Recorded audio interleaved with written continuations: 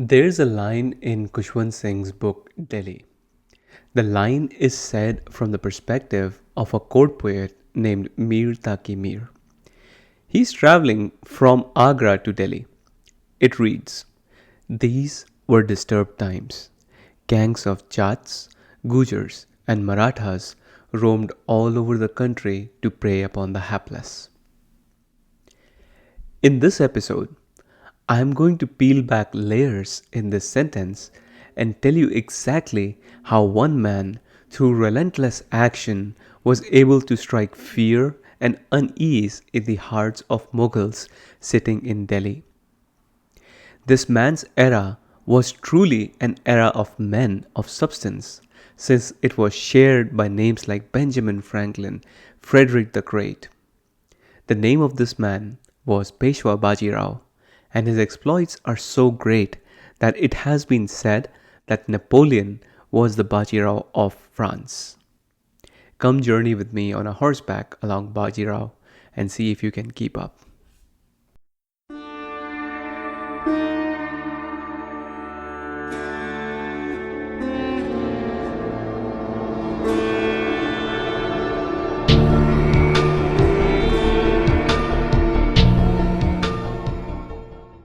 Hello and welcome to another episode of Sagas of Bharat. As before, I hope to take you on a journey, and this time we will go all over the map of medieval Bharat at breakneck speed. The source for all events in this episode comes from Dr. Uday Kulkarni's book, The Era of Bajirao. After the brutal murder of Sambhaji Maharaj, the Marathas found themselves in a precarious position. Rajaram fought on from Jinji Fort and resisted attempts by Aurangzeb to snuff out the Maratha resistance. The end of Maratha resistance would mean that entire Bharat would come under the rule of Islam. Rajaram eventually died, leaving behind a captured Yesubai and Shahu Maharaj. In the absence of a leader, Tarabai, who was Rajaram's wife, took over the leadership of Marathas as a regent queen. At Aurangzeb's court, Zinat-un-Nisa begged Aurangzeb not to convert Shahu Maharaj and allow him to be a Hindu. Shahu Maharaj was very young at this time. Because Shahu Maharaj was young, he was also very impressionable. The mannerisms of Mughal court actually had softened him. In fact, he went so far as to promise Aurangzeb that he will not destroy the Mughal empire. As we shall see, this promise would have far-reaching consequences.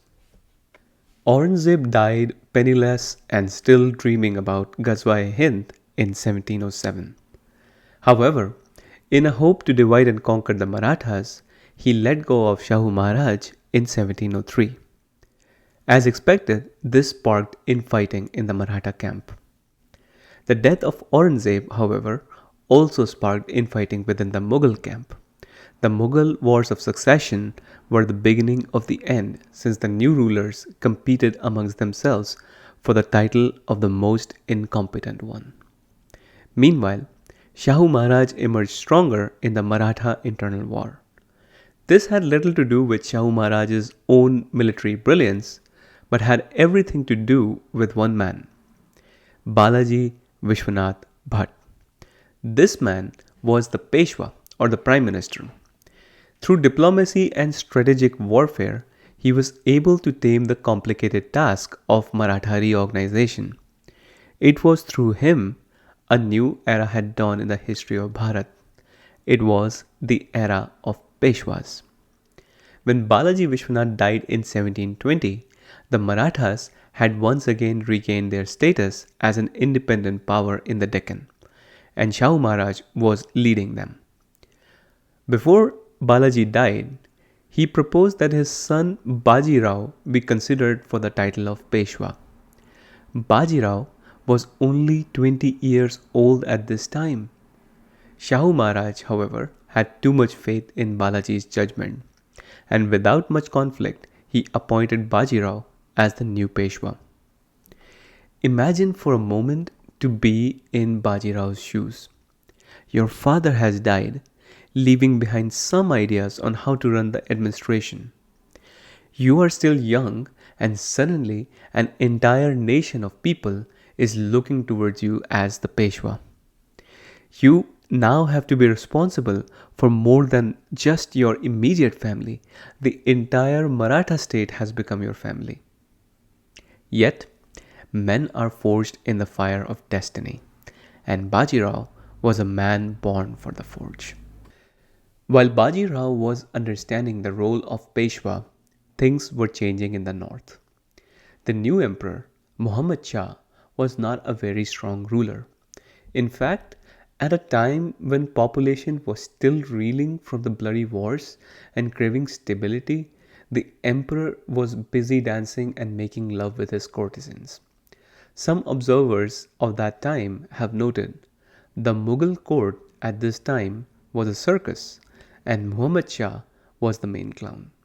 However, there were some competent people in the Mughal camp who realized that the incompetent king that was sitting on the Mughal throne was an opportunity for Marathas to gather more territory and obtain more taxes. One such person was Nizam ul Mulk. He was a staunch Islamist and did not want Marathas to establish any further influence on the land that he felt was already claimed in the name of Islam. However, he was also being continuously sidelined due to infighting within the Mughal court. Frustrated, he did something really contrarian.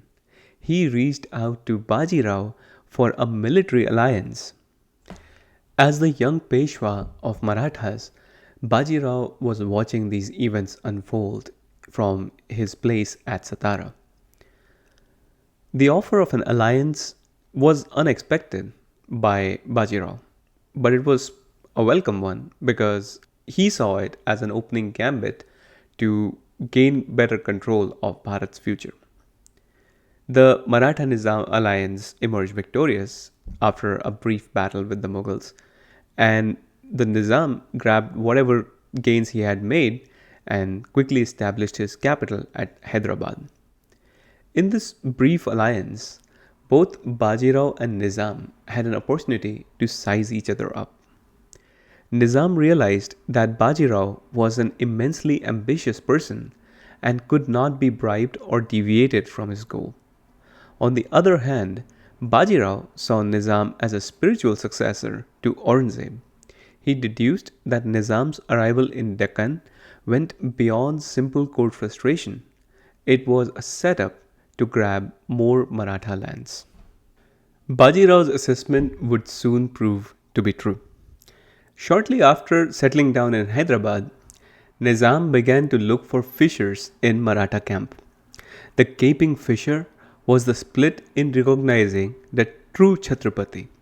The choice was between Sambhaji of Kolhapur, who was Tarabai's son, and Shahu Maharaj. Nizam wanted to keep the Marathas divided and saw this as a perfect opportunity. Besides, he had the mighty Mughal trained soldiers and the famous artillery. What could go wrong for him, right?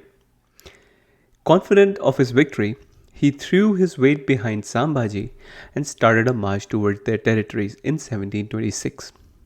The idea was to link up with Sambhaji's troops at Kolhapur and then together march to Satara. The Mughal forces soon occupied Pune, where Nizam declared Sambhaji to be the king of Marathas. This is ironic because Nizam has no authority whatsoever to appoint a Chhatrapati of Marathas.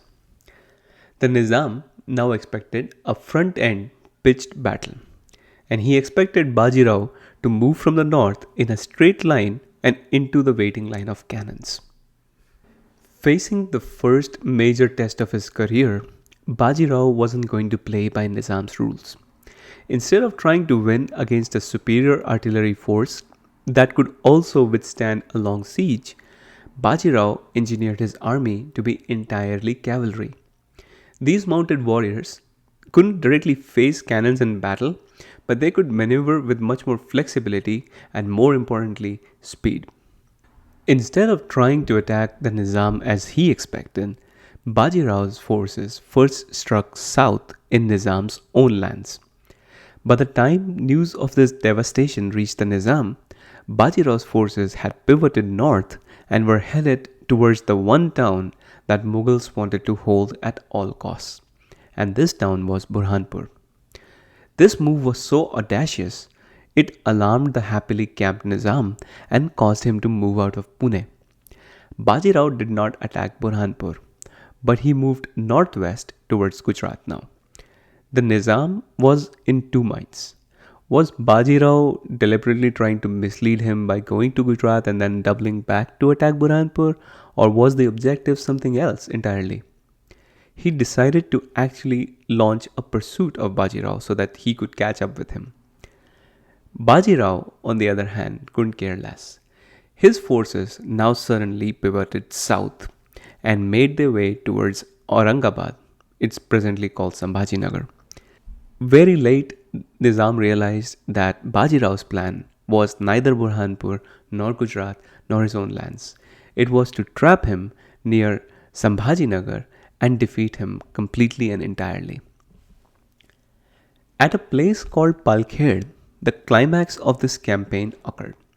Baji Rao and his men systematically cut off food and Nizam's escape route. Finally, in 1728, the Nizam conceded defeat.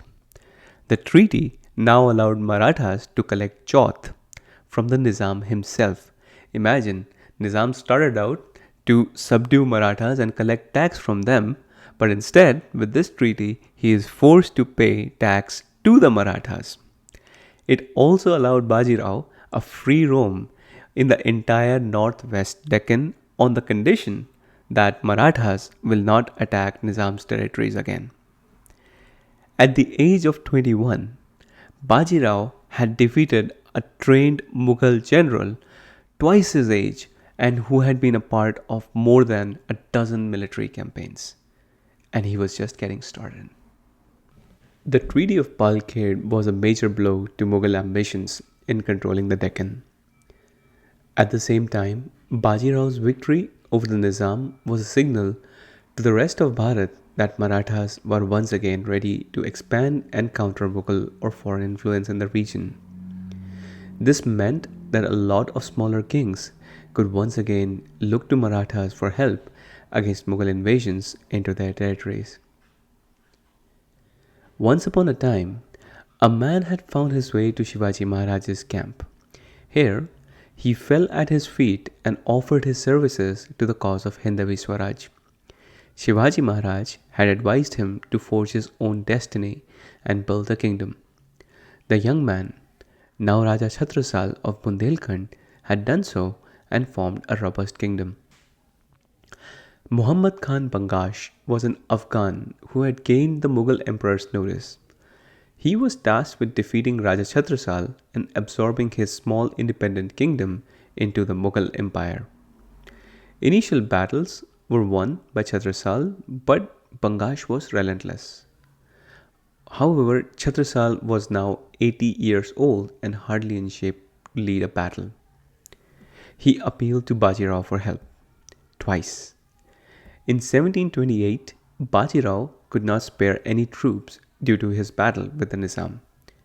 However, in 1729, Baji Rao agreed and personally travelled 500 kilometers east to support the king. Here, he was also joined by several local chiefs who were also fed up with the Mughals. The route Baji Rao took was not the usual route taken by armies, and Bangash had no intelligence about these movements. When he finally got news about the movement, he could not believe it. Clumsily, he mustered some troops to meet the Marathas. The Marathas were faster. At Jaitpur, they encircled Bangash and systematically cut off all access to food and escape routes. The condition got so bad that Bangash's men were actually contemplating cannibalism. Soon after, Bangash capitulated and agreed never to enter the Bundela lands again.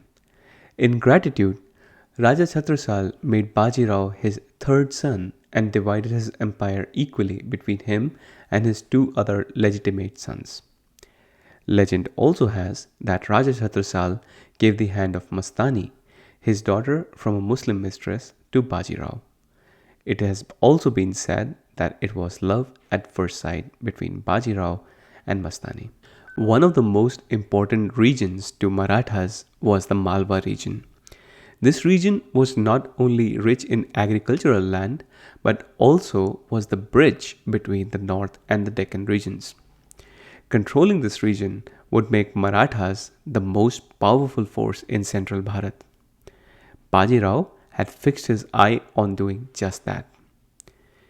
In the months following Palkhed, a storm was brewing in Malwa, and both Rajputs and Marathas wanted to profit from this. On one hand, there was Maharaja Jai Singh, who wanted to keep his position in Malwa as superior through Maratha help.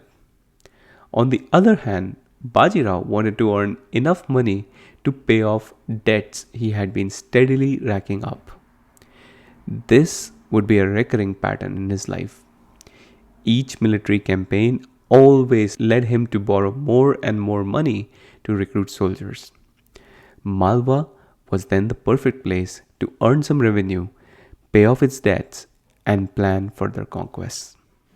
When Baji Rao left for Bundelkhand, he left Chimaji Appa in charge for the campaign of Malwa. Along with capable chiefs like Malhar Rao Holkar, the Marathas began their preparation in October 1728. The Subedari of Malwa had been awarded to Giridhar Bahadur. He hailed from a family of a long line of Mughal bootleggers. In this Subedari, he was also joined by his cousin, Daya Bahadur. Both Bahadurs were pretty confident that Marathas would not attack them, but still kept an army ready just in case.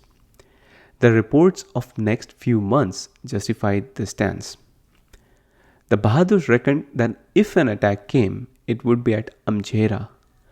But from where would the Marathas come? The most important state in Malwa at that time was Amjera. This state housed several narrow mountain passes that controlled access to the rest of North Bharat. Chimaji was too smart to launch a direct attack on the Bahadurs. He divided his forces and sent a bait force through the direct route from the south. He himself went east and around main defensive positions of the Bahadur. Daya Bahadur, through some divine hunch, felt that Marathas were approaching from the east. The cousins turned their army east and quickly encountered the just as surprised Marathas. In the 6-hour intense battle, now known as the Battle of Amjera, both cousins were killed and their camp looted. From Amjera, Chimaji proceeded to lay siege to Ujjain. Marathas in general were not suited to siege warfare and thus couldn't make much impact in this case. Also by this time, they couldn't expect Baji Rao to help since he was engaged in defeating Bangash. After some time, Chimaji had to turn back from Ujjain. The Mughals were not sitting idly by. Nizam was still pissed at his defeat at Palkhed. So, he recruited dissatisfied Marathas. Some were Trimbak Rao, Udaji and Pilaji Gaikwad, and also, of course, Muhammad Bangash, to form a joint front against the Peshwa. And this joint front decided to give challenge to Baji Rao once again. However, this alliance had committee leadership. And while they celebrated the alliance and imagined victories in the future, Baji Rao struck in Vadodara. Battle plans were hastily drawn by this committee of leaders. In 1731, Baji Rao launched a frontal attack on Trimbak Rao near Dabhoi. Here, in the battle, Trimbak Rao was killed despite Baji Rao's explicit orders not to kill him. He was a Maratha after all. However, with Trimbak Rao's death, the entire alliance also collapsed. Nizam had again been thwarted in his plans. The score was now Baji Rao 2 and Nizam 0. Now let's take a brief detour from the Maratha-Mughal struggles in this era to something that has elements of comedy but also shows the adaptability that Baji Rao had introduced in the Maratha army. Siddis were an Abyssinian people who had come from Africa in search of employment as mercenaries. They tended to form close knit ghettos and were famous for their complete lack of fear in the battlefield. However, in general, they were never trusted well, even by the Mughals. In fact, Aurangzeb, in a letter, had appointed special spies to keep a watch over them and ensure that they are in line and don't defect to the enemy. Since they were mercenaries, they adopted whatever master paid them well and were loyal till the money flowed. As they grew steadily wealthy in India, they eyed more power, and either by planning or chance, they seized the fortress of Janjira on the pretext of unloading some cargo. By the time of Baji Rao, their domain existed over 200 kilometers of broken coastline in the Konkan region. They were among one of the many foreign powers ruling this region. The Marathas and Siddhis were often at odds. In earlier episodes, I have told you how it was Siddhi Jauhar who had trapped Shivaji Maharaj at Panhala. The Konkan people had also adapted to the cruelty of Siddhis, but still hoped for salvation. With Shahu Maharaj personally taking a lead on capturing this region, Bajirao turned his attention on being an agent of deliverance for the people of Konkan. The fortress of Janjira was the main fort of Siddhis. This fort is situated on an isolated rock in the Arabian Sea. It is surrounded by a mile and a half of deep ocean water on all sides. To this day, this fort has a distinction of being able to resist Maratha, Dutch, Portuguese, and English forces. The Marathas had been trying to capture this fort since the time of great Shivaji Maharaj, but found that the guns were too short range to seriously damage these walls. Only Sambhaji Maharaj had managed to get close to breaching this fort by tunneling his way in. He had to abandon this pursuit owing to Mughal attacks from the north. Since Shahu Maharaj wanted Konkan, the Marathas needed a cause to launch an attack. The cause would come in the series of events I am about to tell you. There was a great Swami named Swami Brahmendra in this region. He had great influence over the Maratha royalty. In fact, he had financed several campaigns of Bajirao himself. His influence was so great that at times he would direct Bajirao on where and when to direct an attack. Swami Brahmendra had built a temple to Bhagwan Parshuram, since the land of Konkan itself was considered to be a gift from Bhagwan Parshuram.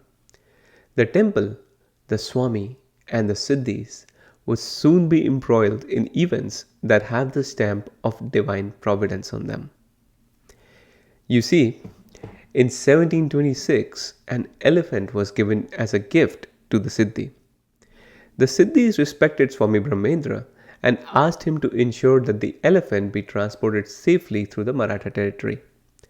For most of the journey, Swami Brahmendra was near the elephant. At one point, however, he was delayed, and the chief officer at the next post thought that the elephant was stolen and took him to the Jaigarh fort. From the Siddhis' viewpoint, the Marathas had stolen the elephant despite assurance from Swami Brahmendra himself. Hence, in response, on Shivratri, Siddhi destroyed Swami Brahmendra's Bhagwan Parshuram temple and stole the idols while spilling cow blood inside. Once the confusion was cleared, the Siddhi realized his mistake and apologized to the Swami. However, owing to the fact that a temple had been defiled and Brahmin blood had been spilled, Swami Brahmendra cursed the Siddhi to be destroyed. The Siddhi did promise to return the stolen idols but did not do so. He further continued to harass people around the temple. Swami Brahmendra was growing more furious and appealed to Bajirao. But Bajirao at that time was facing the Nizam. However, in February 1733, the ruling Siddhi, Siddhi Yakut, died and a war of succession broke out. This was the opening that the Marathas had been looking for since a very long time. Shahu Maharaj personally directed this campaign and it would last 3 long years. The initial years of this campaign saw quick gains. Baji Rao focused his attention on capturing the landward forts instead of Zanjira. He also supported one Siddhi brother against the rest for the crown. He captured all the forts that were won by Shivaji Maharaj almost a century ago, all but the fort of Raigad, the first capital of the Maratha Empire. Capturing this fort was key since Raigad was an important connection for Siddhis to the mainland.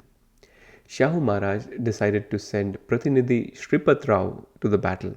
However, instead of cooperating with Baji Rao, the Pratinidhi went ahead and started talks with Siddhis who were occupying the fort of Raigad. These talks led to a breakthrough and Raigad was handed over to the Marathas soon after.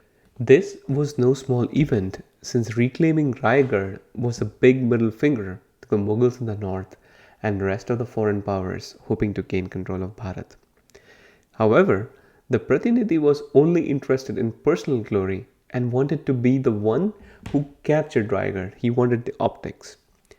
He let a Siddhi by the name of Siddhi Sat go without realizing that he had let go of a deadly enemy of the Marathas.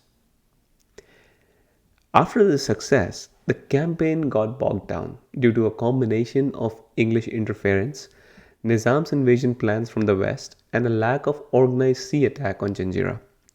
Additionally, Shahu Maharaj himself did not come down to Konkan and he did not have a fingertip feel of the situation. As Baji Rao left to counter the Nizam, the new Siddhi, this Siddhi Sat who had been let go, quickly formalized a treaty with the English. This treaty meant that if the Siddhi was attacked by the Marathas, English would provide forces for offense and defense. With this treaty in place, Siddhi Sat quickly began to try and recoup his losses from the Maratha invasions with the covert help of English. However, the Siddhi made one mistake. He assumed that if Baji Rao left, there would be no capable commander. He forgot that the other side of the coin was still there. Shahu Maharaj, seeing the situation in Konkan, decided to send Chimaji Appa to lead the campaign. In one campaign, Siddhi entered Underi and captured the Revas fort. Here, he killed the entire Maratha garrison. However, Siddhi was unaware that Chimaji Appa and Maratha cavalry was nearby. He had committed a grave military error in abandoning his stronghold of Janjira and coming out in the open. Sensing that the lone Maratha commander was weak in the region, he launched an attack on him, only to come face to face with the elite Maratha cavalry led by Chimaji. Siddhi Sat was killed during the battle. After Siddhi Sat died, the Marathas installed another weak Siddhi who was a Maratha puppet. The Battle of Konkan had been won at last. This campaign was a bit of a sideshow but showed that Marathas under Baji Rao would definitely come to the aid of the oppressed Hindus in Bharat, even if it took some time. We shall see this over and over again in the stories ahead. You will be surprised to know that the events in this episode are only a fraction of what Baji Rao had accomplished in his life. In fact, the events mentioned in this episode are basically Baji Rao just getting started in realizing his ambition. In the next episode, we will see Baji Rao along with Chimaji Appa and many others engaging in several heroic conquests. These conquests would set the stage for eventual Maratha dominance of Bharat. We will also take a closer look at Baji Rao's personal life and try to understand him as a person. Till then, goodbye.